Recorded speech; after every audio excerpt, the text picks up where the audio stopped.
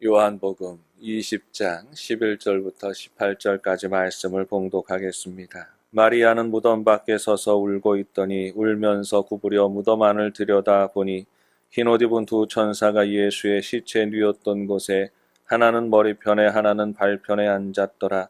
천사들이 이르되 여자여 어찌하여 우느냐. 이르되 사람들이 내 주님을 옮겨다가 어디 두었는지 내가 알지 못함이니이다. 이 말을 하고 뒤로 돌이켜 예수께서 서 계신 것을 보았으나 예수이신 줄은 알지 못하더라. 예수께서 이르시되 여자여 어찌하여 울며 누구를 찾느냐 하시니 마리아는 그가 동산치기인 줄 알고 이르되 주여 당신이 옮겼거든 어디 두었는지 내게 이르소서. 그리하면 내가 가져가리이다. 예수께서 마리아야 하시거늘 마리아가 돌이켜 히브리 말로 라보니 하니 이는 선생님이라는 말이라. 예수께서 이르시되 나를 붙들지 말라. 내가 아직 아버지께로 올라가지 아니하였노라. 너는 내 형제들에게 가서 이르되 내가 내 아버지 곧 너희 아버지 내 하나님 곧 너희 하나님께로 올라간다 하라 하시니 막달라 마리아가 가서 제자들에게 내가 주를 보았다 하고 또 주께서 자기에게 이렇게 말씀하셨다 이르니라. 아멘. 여러분, 우리 예수님께서 부활하셨습니다. 함께 옆에 분과 인사하시겠습니다. 예수님이 부활하셨습니다. 부활의 믿음으로 살아갑시다. 우리 영도 가족들이 부활의 증인되는 삶이 되시기를 바랍니다. 부활하셔서 지금 살아계시고 역사하시고 우리 삶에 관여하시는 주님의 은혜와 능력을 날마다 체험하고 고백하며 삶의 모든 자리에서 주님을 나타내고 증거하며 살아가는 영도 가족들 되시기를 주님의 이름으로 축복합니다. 부활의 첫 증인 되었던 분은 막달라 마리아입니다. 막달라 마리아는 살아왔던 날들이 기구하고 여러 가지 사연을 가지고 있었던 여인이었고 극적으로 예수님을 만났던 경험이 있는 분입니다. 그래서 막달라 마리아는 유난히 예수님을 사랑하고 유난히 예수님을 잘 섬겼던 그런 분입니다. 그런 분에게 예수님이 십자가에 못 박혀서 죽으시고 허망하게 세상을 떠나시는 그 모습이 너무나 절망스러운 상황이었고 믿을 수가 없었습니다. 예수님이 어떻게 이렇게 쉽게 죽으실 수 있을까? 마리아는 받아들일 수가 없었습니다. 왜냐하면 예수님은 갈릴리 바다 위를 걸으셨던 분 아니십니까? 오병이어의 이적을 행하셨던 분 아니십니까? 수많은 병자들을 고치셨던 분 아니십니까? 수많은 권력자들 앞에서도 담대하게 주님의 말씀, 하나님 나라의 말씀을 전하셨던 분 아니십니까? 그러니까 예수님께서 이렇게 헌망하게 세상을 떠나신 모습이 시신으로 누워있는 모습을 보면서도 믿을 수가 없었던 것입니다. 부랴부랴 장례를 치르고 그리고 안식일이 지났습니다. 안식일이 지나는 동안에도 마리아는 늘 예수님 생각만 합니다. 예수님 시신을 또 누가 가져가면 어떻게 할까? 내가 관리하고 내가 예수님의 시신을 닦아드려야지 하는 생각을 하게 됩니다. 안식일이 지나자마자 그 새벽에 마리아는 즉시로 무덤을 향하여 올라갑니다. 그런데 그 무덤의 문이 닫혀 있지 않고 열려 있는 것입니다. 깜짝 놀라서 마리아는 돌아와 제자들에게 말합니다. 베드로와 요한이 달려가서 그 무덤 안을 들어가 보는데 그 무덤 안에는 아무것도 있지 않습니다. 누워있던 예수님은 온데간데 없이 사라지셨고 거기에는 예수님을 덮었던 수건과 세마포만 개어져 있었습니다. 그 상황이 되어서도 제자들은 예수님의 부활을 인식하지 못합니다. 그저 무슨 일이 있었구나 생각을 합니다. 이상하게 생각하고 집으로 돌아가 버리는 것이지요. 그러나 마리아는 돌아가지 못합니다. 무덤 밖에 서서 울며 예수님의 시신을 누가 가져갔는가 한탄하며 웁니다. 그러다가 이상한 느낌이 들었습니다. 문득 무덤 안을 들여다보는데 거기에 두 천사가 있었습니다. 천사는 마리아가 우는 것을 책망합니다. 왜 우느냐고 나무랍니다. 그러나 이 천사를 동산지기로 착각한 마리아는 내 주님의 시신을 찾지 못했기 때문이라고 대답합니다. 혹시라도 알고 있다면 가르쳐달라고 그렇게 부탁하는 것입니다. 바로 그때였습니다. 부활하신 예수님께서 마리아에게 나타나셨습니다. 마리아도 처음에는 예수님인 줄 알지 못했습니다. 그 누구보다도 예수님을 사랑하고 가까이서 섬겼던 마리아인데 어떻게 마리아가 예수님을 알아보지 못했을까요? 아마도 극한의 슬픔에 겨워 있었기 때문일 것입니다. 그 눈에 눈물이 가득했기 때문일 것입니다. 예수님을, 그 형체를 아련히 볼 수밖에 없었기 때문일 것입니다.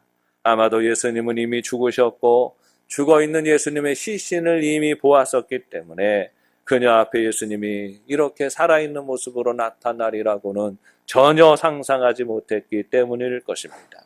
그런 마리아에게 예수님은 더욱 다정하게 다가오시면서 그 이름을 부르십니다. 마리아야 하고 부르실 때에 그때 비로소 마리아는 이분이 예수님이신 줄 깨닫게 됩니다. 그리고 급히 주님을 붙들려고 다가가는데 예수님께서 허락하시지 않으십니다. 말씀을 보니까 예수님께서 허락하시지 않는 이유에 대해서 이렇게 말씀하십니다. 나를 붙들지 말아라. 내가 아직 아버지께로 올라가지 아니하였노라 하니라 하셨다 했습니다. 아직 아버지께로 올라가지 않았기 때문에 나를 붙들지 말아라. 이렇게 예수님께서 마리아의 손길을 거절하시지만 이 말씀은 의도가 있는 말씀이에요. 그것은 마리아의 인식을 바꾸시는 것입니다. 마리아는 이때까지도 예수님을 부활하신 예수님으로 보지 못하고 있습니다. 자기의 눈앞에 서 있는 예수님에 대하여서도 부활하신 주님으로 보지 못합니다. 마치 환상인 것처럼 생각하고 있는 것이고 그래서 그 환상인지 확인하고자 손대고자 하는 것입니다. 혹시라도 예수님께서 기절하셨었는데 생명을 완전히 잃은 것이 아니라 다시 예수님이 살아나셨나 보다, 육신의 몸으로 다시 살아나셨나 보다, 그렇게 생각하는 마음이 더 앞서고 있었던 것이지요. 그래서 예수님께서는 이제 마리아 앞에 서신 이 주님이 육신의 몸에 갇히신 그 육신의 주님이 아니라 이미 말씀을 계속해서 하셨던 대로 죽으시고 다시 사신 부활하신 예수님이심을 인식하라고 말씀하시는 것입니다. 마리아는 정신이 듭니다. 그리고 부활하신 주님이 주시는 말씀을 받아들입니다. 부활의 주님을 다시 영접합니다. 예수님이 말씀하신 대로 죽으셨다가 다시 살아나셨구나 하시는 이 사건을 마음으로 받아들입니다. 부활하신 주님을 만나고 그 믿음을 확인하게 될 때에 성령께서 이 마리아에게 임하십니다. 다시금 부활하신 예수님으로 충만하게 임재하시게 되는 것이지요. 마리아의 마음속에 가득하게 있었던 슬픔이 사라집니다. 그 눈에서 끊임없이 흘러내리던 눈물도 그칩니다. 의심도 사라지는 것이지요. 마리아는 돌아갑니다. 그리고 담대하게 예수님이 다시 사셨다고 증거합니다. 부활 신앙의 역사가 이렇게 처음으로 증언이 되어지는 것입니다. 사랑하는 여러분, 기독교 신앙의 핵심이 여기에 있습니다. 예수님이 다시 사셨다, 예수님이 부활하셨다는 이 사실에서 모든 기독교 신앙의 믿음이 출발하는 것입니다. 여러분, 우리가 믿는 믿음은 부활의 믿음입니다. 부활은 죽음의 권세마저도 이기는 이름이지요. 부활이라는 말의 의미가 무엇입니까? 다시 산다라는 의미가 있습니다.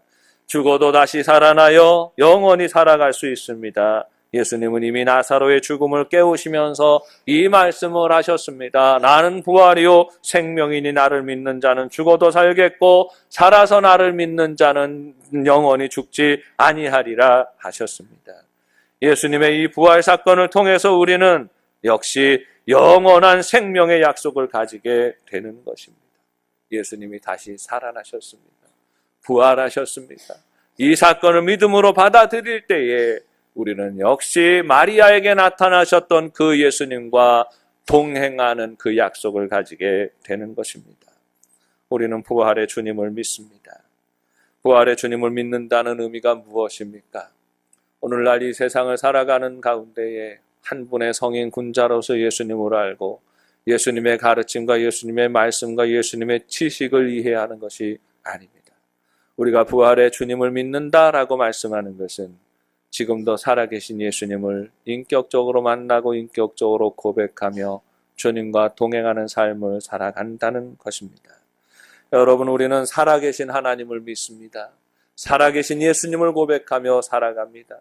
지금 나의 곁에서 역사하시는 주님을 고백하며 그 은혜를 힘입어서 살아가는 것이지요. 그러면 살아계신 예수님을 우리는 어떻게 만날 수 있습니까? 정말 살아서 역사하시는 주님의 은혜를 우리는 어떻게 경험할 수가 있습니까? 막달라 마리아가 가서 제자들에게 전했다 했습니다. 내가 주를 보았다 하고 또 주께서 자기에게 이렇게 말씀하셨다 이르니라 했습니다. 막달라 마리아는 부활하신 예수님을 보았습니다. 그 예수님을 보았고 그 기억을 가지고 살아갑니다. 그 기억을 가지고 고백하며 살아갈 때에 살아계신 예수님이 그녀와 동행하는 인생을 살아갑니다. 그 증거가 무엇입니까? 그녀가 주님이 이렇게 말씀하셨다 이러니라. 주님의 말씀을 기억하고 그 말씀을 붙들고 살고 있는 것입니다. 오늘날 살아계신 주님을 만나는 것이 무엇입니까? 부활하신 주님을 만나는 것이 무엇입니까? 우리는 어디에서 부활하신 주님을 만나고 그 주님을 고백할 수가 있습니까? 주님의 말씀을 통하여 확인할 수가 있고 말씀을 고백하며 우리는 부활하신 주님을 만나고 경험할 수가 있는 것입니다. 주님이 말씀이고 말씀이 주님이세요. 여러분, 부활의 주님을 만나고 부활의 신앙을 가진다는 것이 무엇이에요? 예수님이 다시 사셨다는 이 말씀을 오늘 나의 삶 가운데 진정한 고백으로 받아들이는 것입니다. 부활의 주님을 믿을 때에 우리는 항상 말씀의 능력을 경험하게 됩니다. 살아계신 주님의 역사하시는 그 손길을 경험하게 되는 것입니다. 말씀이 우리를 위로하고 말씀이 우리에게 길이 되고 말씀이 우리에게 빛을 비추이시는 것입니다.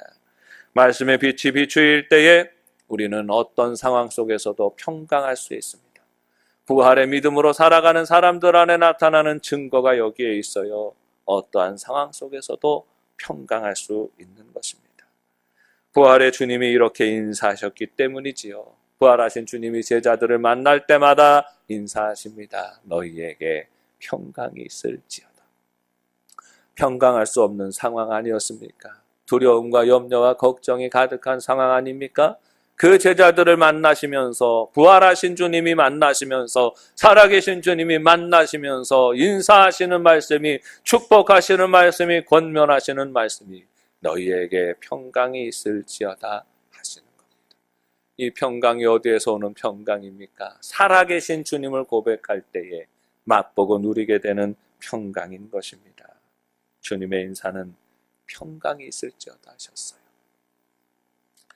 부활의 믿음은 항상 우리 인생에 평강을 줍니다. 샬롬을 주지요. 온전한 믿음으로 살아가는 사람은 평강할 수가 있습니다. 언제 어떤 때이든지 함께 하시는 우리 주님을 경험하는 사람은 마음의 요동함이 없이 주님 안에 평강을 맛보고 누리며 살아갈 수가 있습니다. 왜냐하면 살아계신 주님이 지금 나와 함께 하심을 믿기 때문입니다. 사랑하는 여러분, 오늘 우리는 2017년도의 부활주일을 지나가고 있습니다. 부활의 기쁨을 찬양하고 예배하고 있습니다. 오늘 2017년도의 부활절이 우리에게 무슨 의미가 있습니까? 오늘 이 아침에 우리가 부활의 믿음을 되새기는 것이 우리에게 어떤 약속을 줍니까? 오늘도 부활의 주님은 우리에게 평강이 있을지어다 말씀하시는 것입니다. 여러분, 주님께서 우리에게 평강 주시는 것이 우리에게 무슨 위로가 될까요? 여러분, 부활의 주님이 나와 함께 하시고 나의 주님이 되신다는 이 고백이 오늘 우리 삶에 어떤 도전이 될까요? 여러분, 오늘 우리 시대를 살펴봅시다. 우리 살아가는 이 시대가 평강하지 않은 시대입니다. 평강하지 않은 시대이니, 샬롬이 없는 시대이니 부활하신 주님의 이 말씀이 우리에게 위로가 되는 것입니다. 평안하지 않는 시대이고 걱정과 근심과 염려와 환난의 소리가 가득한 시대 속에서도 주님께서 우리에게 이 말씀을 주시는 것이에요.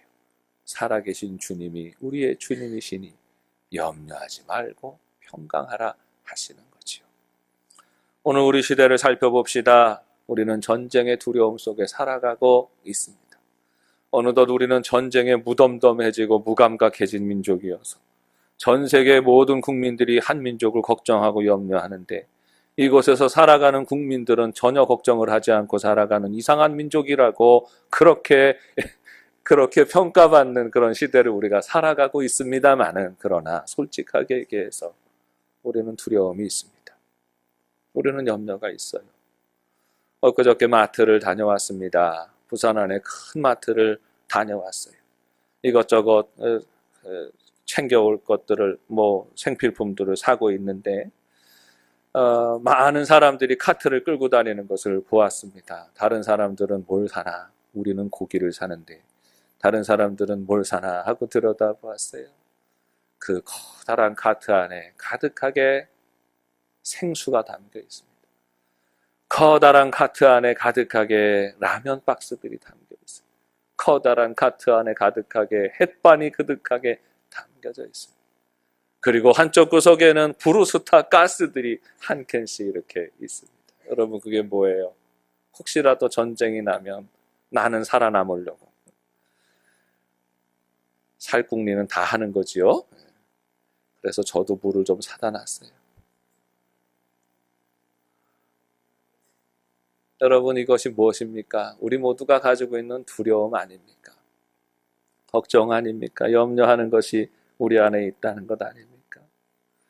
전쟁의 가능성과 이 두려움이 사실은 드러내지 않아도 우리 모두에게는 있습니다. 어떻게 할까요? 이 전쟁의 위협 속에서 우리는 어떻게 자유할 수 있을까요? 경제 사정이 갈수록 좋지 않습니다. 특히나 우리 젊은이들의 일자리가 넉넉하지 않습니다. 좋은 일자리를 찾기 위해서 몇 년씩 고생하고 애를 쓰는 우리 젊은이들을 봅니다. 요즘은 다 고시 준비한다고 하지요. 공무원 시험 준비, 공무원 고시라고 합니다. 교사 임용 고시라고 합니다. 조금 안정된 직장을 얻기 위하여서 마치 고시 공부하는 것처럼 고생하면서 몇 년씩 우리 젊은이들이 노력합니다. 이른 아침부터 일어나서 밤늦은 시간까지 공부합니다. 편의점에서 컵밥 먹으면서 그렇게 생활을 합니다. 쪽잠을 자면서 그렇게 했으면서 조금 나은 직장을 얻기 위해서 애를 쓰고 수고하면서 살아가고 있는 것이지요. 그런데 그들 모두가 가지고 있는 솔직한 고백이 있습니다. 과연 내가 이렇게 노력하고 내가 이렇게 열심히 하는데 내가 노력한 대로 보람을 얻을 수 있을까? 좋은 결과를 얻을 수 있을까? 이것에 대한 불안과 염려함이 있는 것입니다. 우리가 이 세상을 살아갑니다. 우리가 살아가는 이 세상이 다 염려와 걱정과 근심이 가득한 세상입니다. 뭐 하나 헤쳐나갔더니 또 다른 것들이 생기고 또 다른 근심들이 쌓이는 것이 우리의 인생이다라는 것입니다. 과연 그러한 삶 속에서 우리는 끝까지 잘 살아남을 수 있습니까?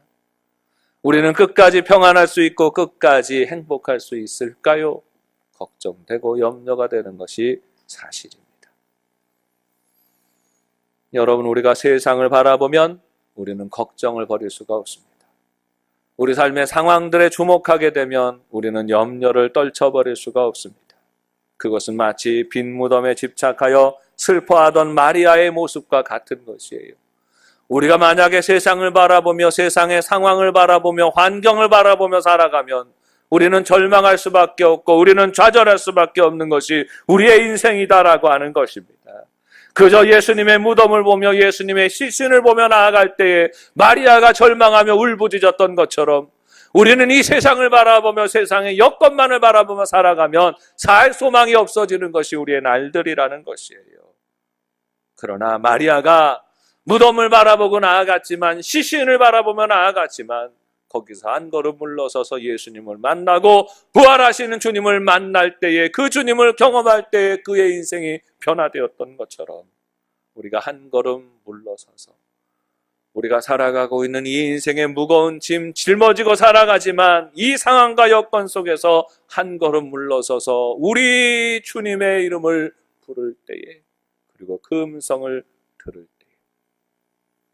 우리는 이 혼란하고 어지러운 세상 속에서도 평강할 수가 있는 것입니다. 마리아가 부활의 주님을 만날 때에 그녀는 새로운 희망과 기쁨을 품게 되었습니다. 사랑하는 여러분, 주님의 부활을 온전히 믿으십시오. 살아계신 하나님, 역사하시는 하나님, 함께 하시는 주님을 고백하며 살아가십시오. 부활의 주님을 중심으로 영접하십시오. 걱정이 앞서고 근심이 앞설 때일수록 일상에서 한 걸음 물러서서 말씀 안에서 부활과 생명의 약속을 다시 확인하십시오. 그러면 모든 근심을 이기고 승리하는 삶을 살게 될 것입니다. 주님께서는 근심과 슬픔 가운데 탄식하는 마리아의 이름을 부르시사 그 온 심령을 충만하게 채우셨습니다. 마찬가지로 오늘도 부활하신 우리 주님은 우리 영도 가족들의 한 사람 한 사람의 이름을 부르십니다. 사랑하는 아들아, 사랑하는 딸아. 부활하신 주님을 영접하고 살아계신 주님과 동행하는 삶이 되기를 청하시는 것입니다. 그 부르심에 응답하며 부활의 기쁨 맛보고 누리며 나아가 부활의 주님의 증인이 되는 복 있는 삶이 되시기를 주님의 이름으로 축원합니다. 기도하겠습니다. 은혜로우신 아버지 하나님, 우리를 위하여 죄악의 짐을 지시고 죽으시사 사흘 만에 다시 사신 부활의 주님을 찬송합니다. 살아계신 주님을 고백하며 주님의 은혜 안에 머물기를 원하오니 세상의 염려와 근심과 환난 가운데 짓눌려 살아가는 인생이 되지 않게 하시고 그 안에서도 예수 그리스도의 이름을 부르며 주의 이름으로 자유하며 승리하는 복 있는 삶이 되게 하여 주옵소서. 예수님의 이름으로 기도합니다.